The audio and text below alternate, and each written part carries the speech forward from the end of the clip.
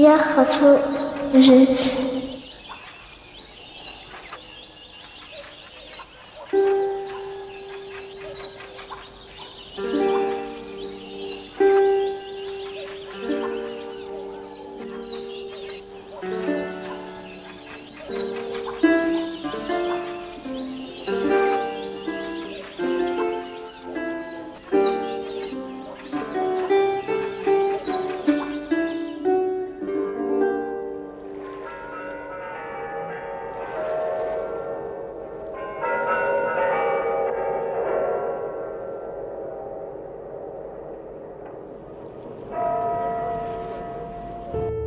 Se puede decir que nuestro héroe tuvo suerte.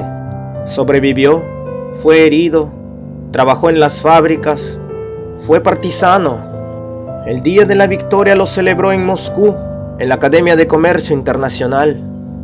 Para un trabajador de esta academia, escribir una autobiografía es una cosa común y corriente. Yo, Nikolai Yakovich Kiselev, nací el 6 de diciembre de 1913. En el pueblo de Blagorodsk. En 1941 terminé la carrera de comercio exterior en el Instituto de Leningrado y en los primeros días de la guerra me presenté como voluntario para ir al frente. Hubo un momento en que Nicolás se dio cuenta que escribir su propia biografía le hacía sufrir.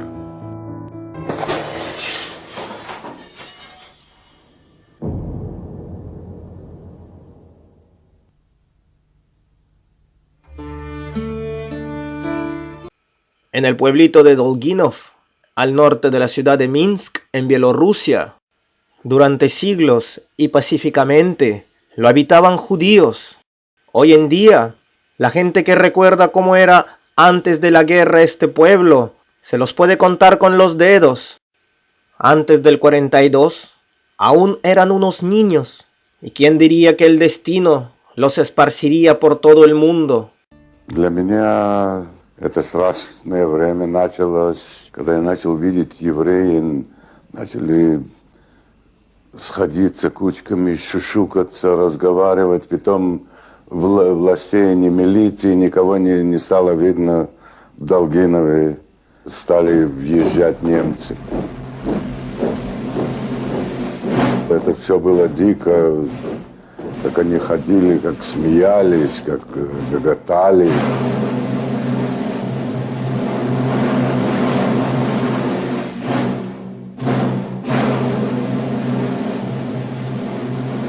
Первый день, когда они пришли, я помню, на рынке они хватали сразу людей, 3 человек повесили, как скот за горло.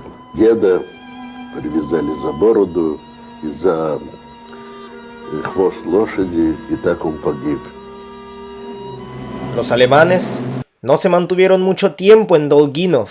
El avance hacia oriente, hacia la ciudad de Moscú, era demasiado rápido, así que los pobladores de este pueblo se vieron atrapados dentro del territorio ocupado por los nazis. Вначале массовых убийств не было. Убивали спорадично. Тут одного, тут 5. Брали на принудительные работы. Был комендантский час. Так было около 10 месяцев. En otoño de 1941, el batallón de Nikolai Kiselev pudo romper el frente enemigo y así entraron a las tierras ocupadas por los alemanes. Y de batalla en batalla, tratando de reincorporarse al territorio soviético, fueron apresados por los alemanes. Nicolás estaba gravemente herido y desmayado. Se despertó solamente porque alguien le tiró una cachetada. Cuando despertó, oía gritos en alemán.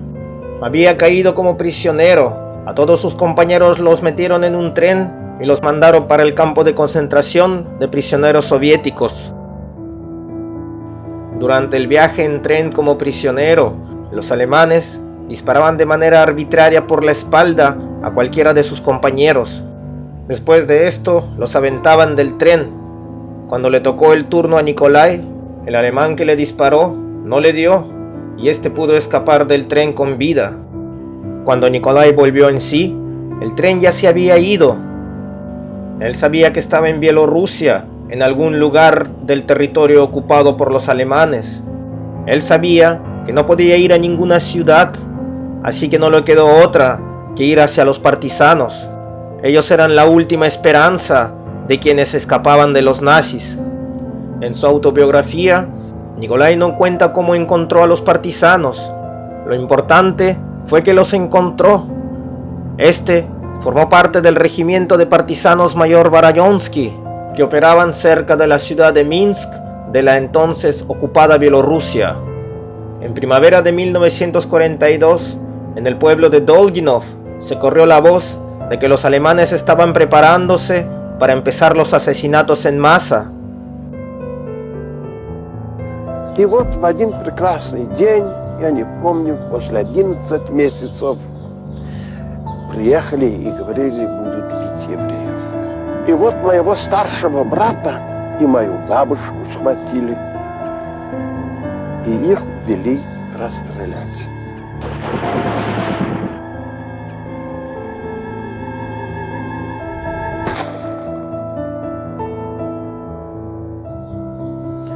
Когда их там расстреляли, их и сжигали на месте. И теперь так. До вечера убивали, и немцы так были за указ. Кончился рабочий день, евреи могут выйти, идти, как по улицам ходить. Немцы не трогали, кончили рабочий день. К нам в Долгиново примерно, когда надо было убивать, привозили из Латвии, из Литвы чернорубашечников. Вы знаете, что это такое? Когда они стояли вот так, в шеренгу и шампалами, гнали народ и били. Кто оставался, так оставался. Я тоже получил удары по голове. Но я очень был такой живой очень. Так я таки пробежался эту шеренгу. Que los alemanes iban a venir a atacarnos en masa era algo que nos repetían constantemente. Los asesinatos comenzaron en comienzos de Pascua. Мы у нас дома сделали такой схрон, такую яму. Когда нам сообщили, что немцы пришли нас убивать, мы все спустились в этот подвал, и когда дедушка последний зашел, немцы уже рыскали в доме. Они нас не нашли. Потом пришли к нам в дом, открыли эту дверку и начали кричать «Юда, Русь!». Никто не выходил, кинули гранату вовнутрь, в яму. И был взрыв, все ушли, и я остался внутри. А меня со старшей сестрой, с батей, отослали в деревню. Мы стояли в каком-то темном домике, прятались за дверью. Немцы зашли в эту комнату, открыли дверь, а мы со дверью. Они, как будто никого нету, ушли. Так остались живы мы с ней. И вот вдруг мой брат, второй, не старший, его звали Рувен. Он вышел. Нам не было чем пить, не было кушать, и он вышел. И его поймал полицейский. И он его выстрелил. Вышли, так я помню, я с матери пошел, и нашли мы шапочку его вместе с мозгами. А у нас были горшки, мы набожные были. Так у нас были пасхальные горшки. Так мать взяла руками этот мозги, шапочкой вложили мы в этот самый горшочек и понесли на кладбище.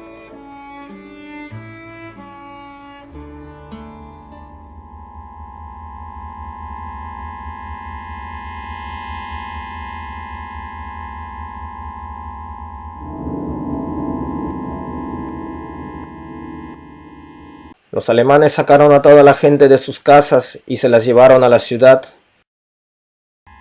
Но все шли, как будто бы стадо коров не знает, куда идут. И загнали их всех в этот сарай. Потом взяли, они выбрали там много девушек молодых. Все разделись. И немцы настаивали, чтобы они танцевали вокруг. И они танцевали, потом облили их бензином и угнали в этот сарай и поджгли.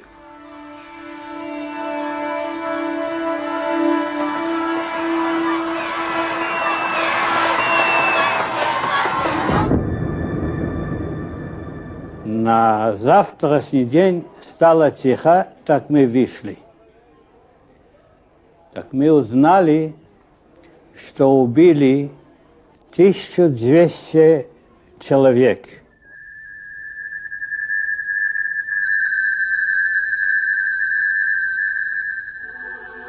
И в один прекрасный день, майский день, когда я увидел, что перед домом недалеко была лужайка, и я подумал, что нет выхода.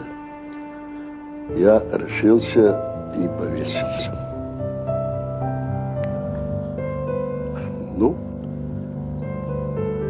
Но, видимо, суждено жить. Сын хозяйки, ему надо было что-то взять. Он как раз в это время полез туда и увидел, что я вешу. Конечно, сразу отрезал.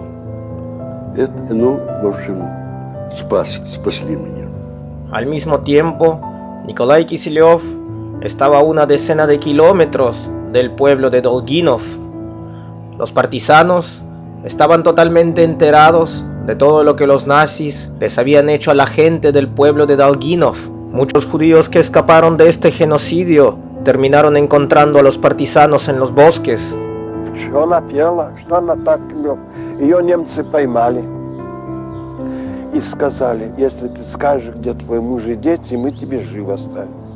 Ее начали бить, и она показала, где муж и дети. И вывезли мужа и детей, возле нее убили, ее оставили в живых. И она с ума сошла. Она бежала и плакала.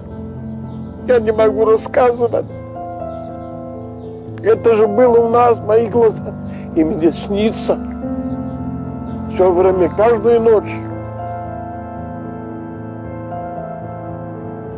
A finales de verano de 1942, la población de Dolginov descendió a los índices más bajos. De los 5.000 judíos que vivían aquí, solamente quedaban 300 desafortunados. Мою семью убили. Я потом вылезла из того, где я спряталась. Они убивали, потом они говорили, что все вышли. Я вижу, папа и братья, и сестры лежат, и кровь лилась, как речка. Приехали немцы, сегодня мы окончаем всех. И действительно, кого поймали, кого всех убили. А мы остались в яме. Посидели до вечера. Так в этот вечер всех убили, детей отдельно, стариков отдельно. Когда я уже ушел с гетто, уже оставили мать. Потом немцы ее нашли, 2 братика и 2 сестры. Их повезли на кладбище и расстреляли. Они были самые последние, кого убили в Долгиново. Последние люди. El 5 de junio de 1942 fueron asesinados los últimos habitantes del pueblo de Dolginovo. Ya no había a quien matar. El pueblo de Dolginovo había desaparecido para siempre.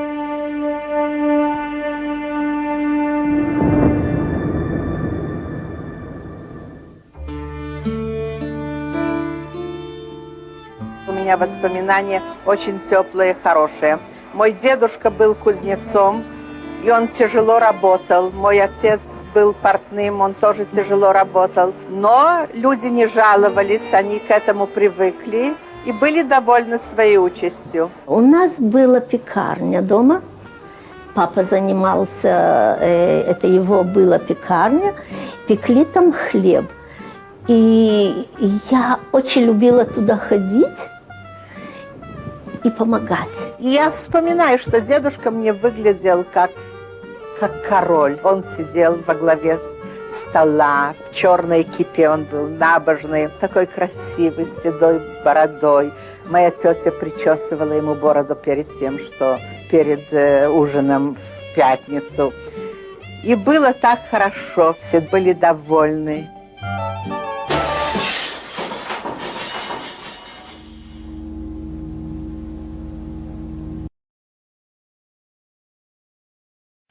La brigada de partisanos a la que pertenecía Kiselov fue desmantelada en una batalla por los alemanes. Por ende, se le tomó a él como comandante para organizar un nuevo grupo de partisanos. En junio de 1942, los judíos que habían escapado de la masacre de Dalginova estaban vagando por los bosques. Los partisanos no podían tomarlos como guerrilleros, ya que en su mayoría eran ancianos, mujeres y niños. Estos rondaban por los pueblos aledaños de los bosques y robaban las comidas de los huertos. Los alemanes habían advertido a la población de los pueblos aledaños que si encontraban algún judío en ese pueblo, matarían a todo el pueblo y quemarían todas sus casas.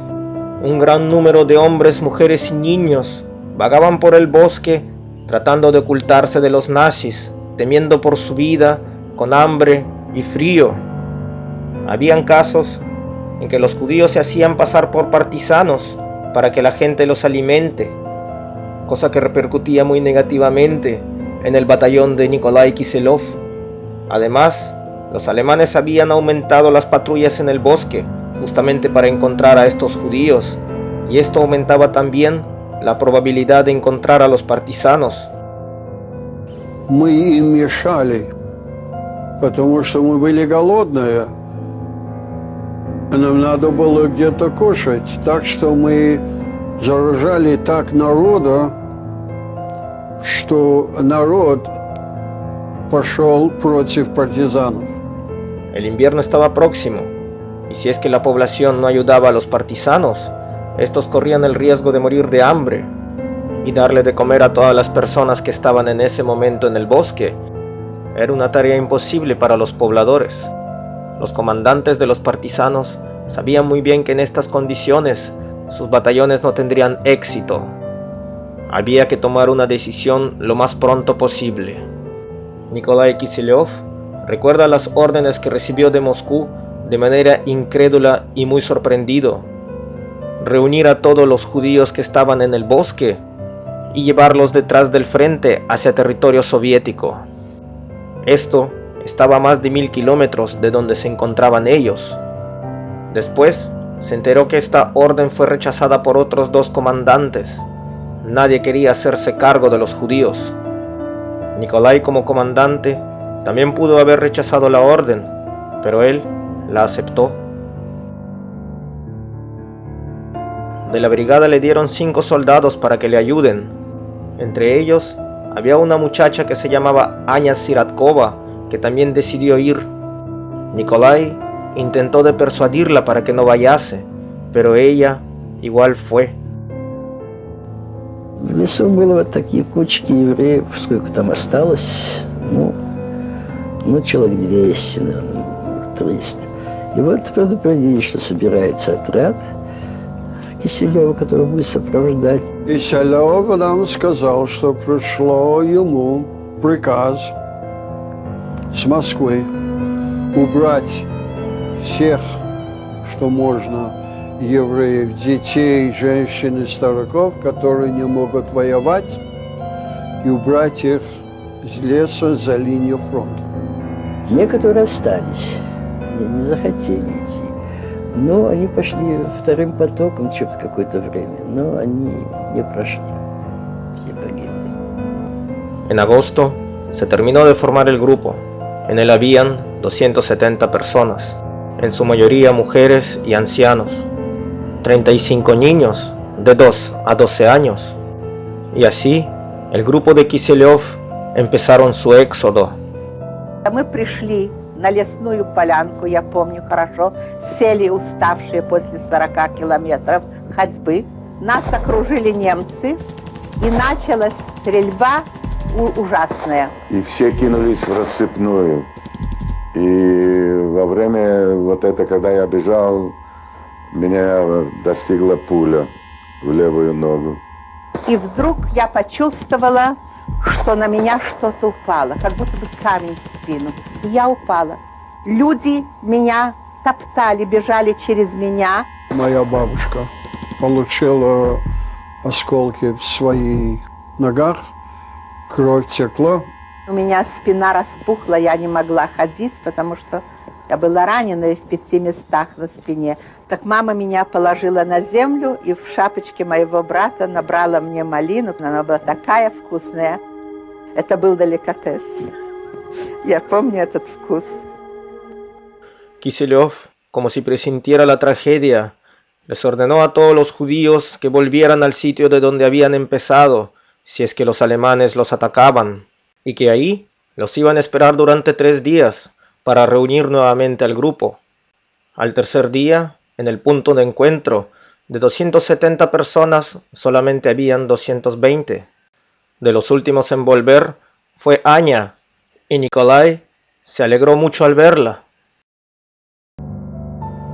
¿Qué había motivado a Nikolai Kiselev, que en vez de irse al frente con sus compañeros de armas, escogió irse con los judíos en medio de mujeres, ancianos y niños, viendo cómo lloraban? Algo para un guerrero como Nikolai le fue sumamente duro. En el nuevo grupo había demasiados heridos.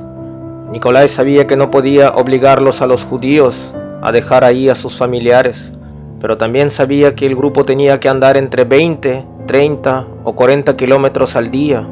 Esta decisión cada familia le tomó por su cuenta. Como comandante, le era mucho más fácil estar en el campo de batalla y comandar a soldados, en vez de estar entre mujeres, ancianos y niños. Иногда дети мои говорят: мама, ты не хочешь рассказывать то, что ты прошла. Им это очень больно, когда я рассказываю.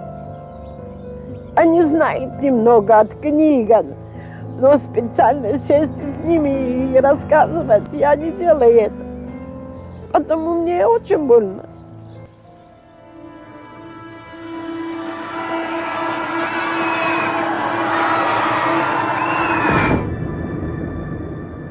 И тогда тети мои сказали так: со мной вот так на плечах она не сможет перейти линию фронта. Это невозможно, она будет всем мешать. И в итоге она и я останемся по дороге, если она не оставит меня сейчас. И я помню эту страшную минуту, когда все уходят. И я на четверень стал на колени и на руки вот так. И кричу, и бегу за ними. Я потом сел под деревом и сидел. Не знаю, сколько я просидел, но я просто помирал медленно, но уверенно. Un anciano se quedaba atrás, cojeaba, pero caminaba. En ese tiempo, Kiselev todavía estaba con su caballo y se dio cuenta que el viejo tenía solo una pierna. Por eso, decidió bajar del caballo y dárselo. Он был одноногий, и он бедно ходил, страдал. Так он ему отдал эту лошадь и сам ходил пешком. Шли мы ночью. И по 50, и по 30 километров. Шли в шеренгу, поддерживали один другого, чтобы, не дай бог, не упал. Спали на ходу. Вы знаете, что такое лапти? Порвали жакет и обмотали ноги. Ноги наши были такие напухшие и больные. Одна рана на другой ране. Habían pasado ya 2 semanas desde que el grupo nuevamente comenzó su marcha. Cuando el grupo estaba descansando, Nikolai Kiselev mandó a sus soldados a hacer un reconocimiento de la zona. En los pueblos aledaños ya no habían alemanes, y los pobladores les ayudaban trayéndoles comida. Партизаны нам приносили что они это и брали у людей и нам приносили. La inteligencia soviética le dijo al grupo de Kisilev que se mantenga con cuidado, ya que día a día se aproximaban hacia el frente y la cantidad de alemanes era cada vez mayor. Pero en su grupo habían bastantes niños, y cómo hacerle entender a un niño que se mantenga quieto y en silencio. La más pequeña de todas era la hija de Joseph Krimer. Era una niña de 5 años que todo el tiempo lloraba. Ni Nikolai Kisilev, ni tampoco Anya, que estaba con él, pudieron calmarla.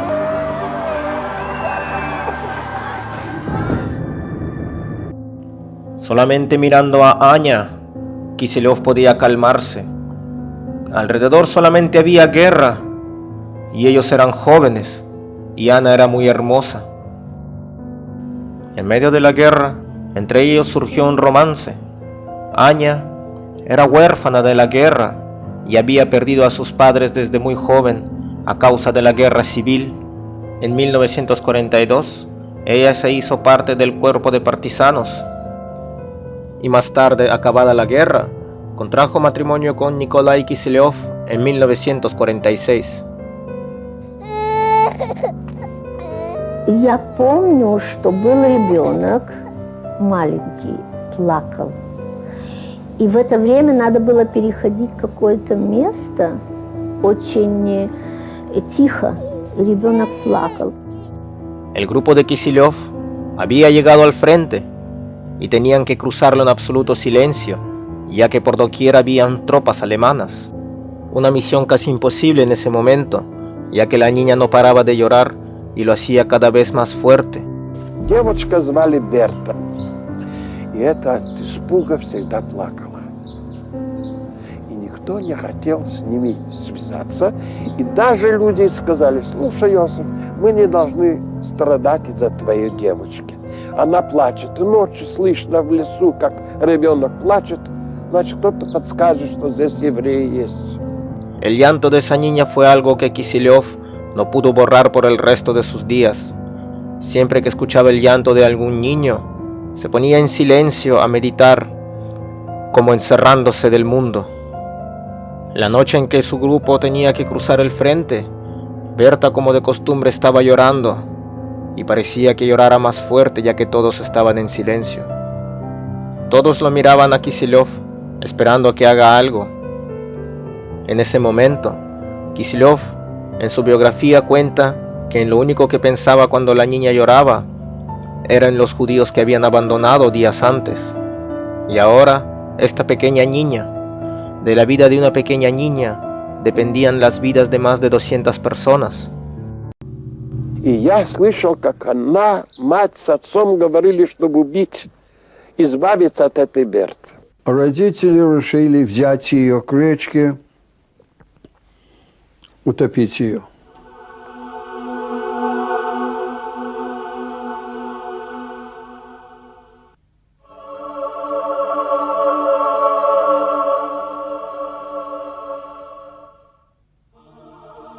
Но никто не мог это видеть, не подошли. Этот Иосиф бросает к маме эту девушку, она бросает: ты это делай, ты это делай.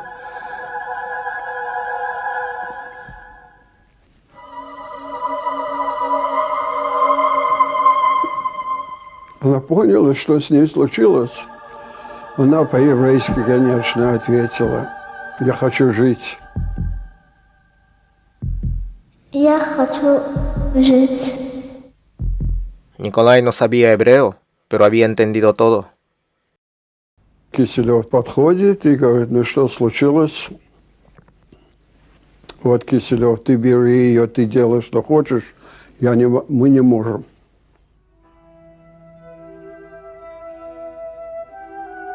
Отец очень мало рассказывал о войне, и мама тоже. Я старался особенно не расспрашивать, зная, что воспоминания им тяжелы. Но историю про маленькую девочку Берту, которая все время плакала, я знаю. Он успел выхватить девочку у родителей. Он взял ее и таскал. Эта девушка он носил на плечи сотнями километрами. En ese momento, en los bosques de Bielorrusia, agonizaba un joven adolescente, mientras que su familia iba con el grupo de Киселев. И я скитался, это было длинное время, это длилась вечность. Змей я ел.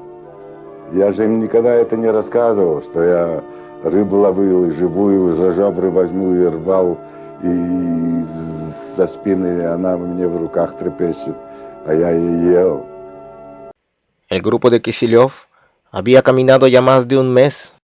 Eran comienzos de octubre y el frío ruso se hacía sentir, pero el guía les decía que no habían pasado ni siquiera la mitad, ya que estaban rodeando el frente alemán para evitar ser encontrados. Киселев sabía muy bien que si el grupo no salía para antes de noviembre, morirían congelados.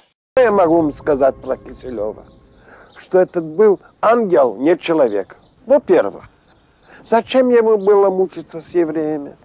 Он же мог уйти в какую деревню и пить самогонку, и жить с бабами. Зачем ему это горе, таскаться с людьми каждую ночь, 30 километров пешком идти? А днем что? Воевать или охранять нас? Что он за это имел? Выглядел молодой парень, было ему, может быть, 25-28 лет. Здоровый мужик, между прочим, красивый.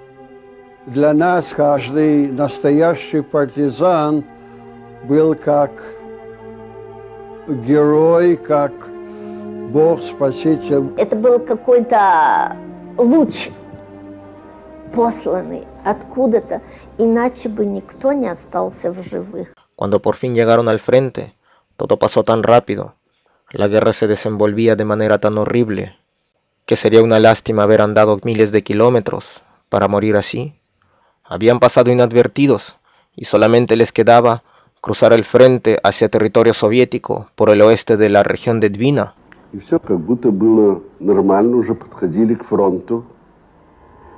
И мы остановились в одно прекрасное утро. Немцы переоделись в партизанов, напали на нас. Aquel día fue no una batalla, sino un fusilamiento. La gente empezó a correr en pánico. Muchos comenzaron a tirarse detrás de las piedras y a esconderse en donde podían. Я начала царапаться, а маме с братиком на руках было еще тяжелее царапаться. Я залезла на эту гору, но я помню, что Киселев подошел к моей маме. Просто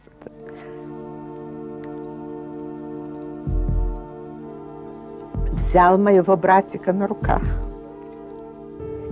и нес его.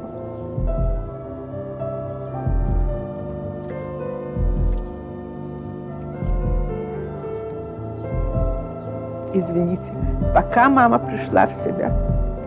И мы шли в этот проливной дождь, босые. Мокро было и холодно, это уже было в октябре месяце. И вот я тогда помню Киселева как человека. Он не был сильным, он был со слабыми. С тем, кто затруднялся подняться на эту гору. И благодаря ему мы спаслись. Cuando Киселев y su grupo entraron en territorio soviético, este fue arrestado, ya que pensaban que había desertado del frente. Todo el grupo estaba sin documentos, mientras que los oficiales los revisaban a cada uno. Todos los documentos se habían quedado en el otro lado de la provincia de Двина. Когда, конечно, мы узнали, мой отец и его друг сразу пошли, написали заявление, или подкупили чем-то, или убедили их, что они не дезертиры. Después de ser liberado, Киселев se acercó a las barracas en donde habían puesto a la gente. Este sabía que los vería por última vez. Ahora todos serían enviados hacia lo más profundo de la Unión Soviética. Con él se quedaría solamente Ana. En ese momento empezaron los bombardeos alemanes. El grupo de Киселев se encontraba en el epicentro de la batalla, Estas personas, que habían cruzado miles de kilómetros, habían sobrevivido al hambre, al frío y a las batallas del frente, ahora corrían el riesgo de morir en los bombardeos. И бомбы начали падать. Без перерыва, может быть, полчаса. Мы как-то обнялись и сказали нашу последнюю еврейскую молитву. Бог спас нас. Потом тревога отошла, мы сразу все выбегли, самолеты ушли, как мы только посмотрели, что делались. Лошади разбиты, солдаты без рук, без ног, все. Немцы, эти немецкие самолеты разбили весь транспорт на куски. Nikolai Kiselov nunca supo quiénes sobrevivieron al bombardeo. El oficial a cargo ese día escribió en su reporte oficial que el grupo de Kiselov había recorrido un sendero muy difícil de 1400 kilómetros desde Bielorrusia hasta el frente y que al final, después de todo el éxodo, habían sobrevivido 218 personas. Kiselov, en su biografía, nunca se consideraba un héroe. Es más, decía que la hazaña que había hecho con los judíos en el pueblo de Ilia no representaba nada para lo que realmente habían hecho los partisanos en contra del nazismo en Rusia. Después de la guerra, Nikolai Kiselov tuvo una vida tranquila.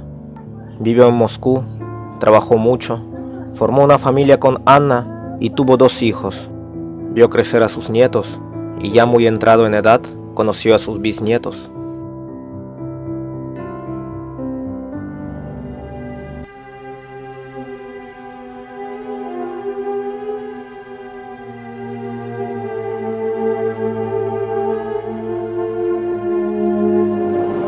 Это от брата, от сестры, от отца, от мамы и от меня. Y это от всех остальных. Todos los años, en verano, en Tel Aviv, se reúnen todos los sobrevivientes del Holocausto judío. El grupo de Nikolai Kiselov, los sobrevivientes del pueblo de Dolginova, siempre están juntos en esas reuniones y le rinden memoria a un hombre gracias al cual ahora están vivos. En el 2007 se conocieron con su hija, Tatiana Kiseliova. Отец всю жизнь был очень скромным человеком. О войне вообще старался не вспоминать. И ему было тяжело, и маме. И никогда я не слышала, чтобы он говорил такую фразу: «Я спас стольких людей». Но он не раз говорил, что ему было бы интересно узнать, как сложилась жизнь у тех людей, кто столько пережил. У детей, у той девочки, которая все время плакала.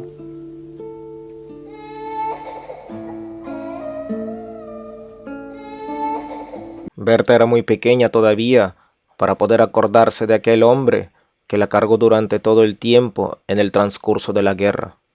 Мои родители рассказывали, что благодаря Киселеву, конечно, я осталась в живых, потому что люди хотели нас, чтобы он выгнал нас с этого отряда.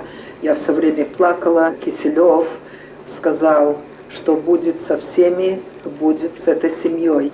Благодаря ему мы остались живы. El Estado de Israel valoró muy alto la hazaña de Kiselov, nombrándolo como justiciero de los pueblos del mundo, y su nombre está en el monumento hacia los justicieros de Yad Vashem en Jerusalén.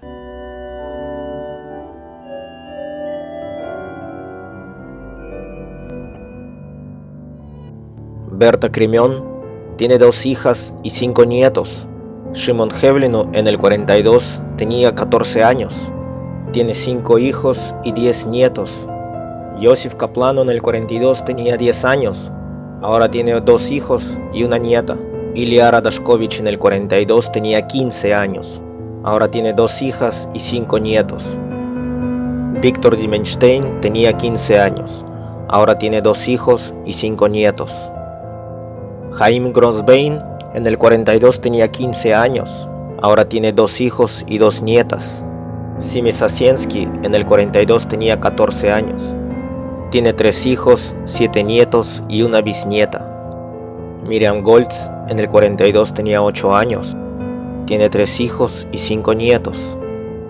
Simi Schleichmann tenía 7 años.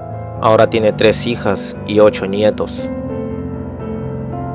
Más de 200 personas fueron salvadas esa vez por el partisano ruso en 1942. Ahora los descendientes de esa gente viven por todo el mundo y es posible que ninguno de ellos conozca la historia de aquel hombre que se llamaba Nikolai Kiselev, pero eso no importa. Lo importante es que están vivos. Si esta historia te ha conmovido, coméntala y compártela. No te olvides de suscribirte a nuestro canal y poner la campanita para seguir escuchando más historias reales del Frente Oriental en la Segunda Guerra Mundial.